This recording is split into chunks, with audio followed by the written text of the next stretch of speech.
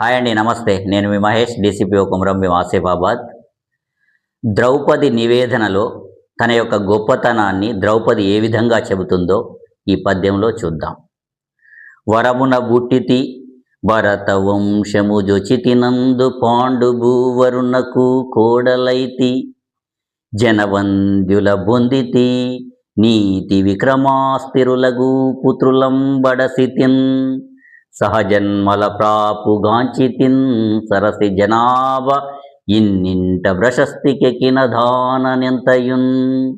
తన గొప్పతనాన్ని ఈ విధంగా తెలియజేస్తుంది ద్రౌపది.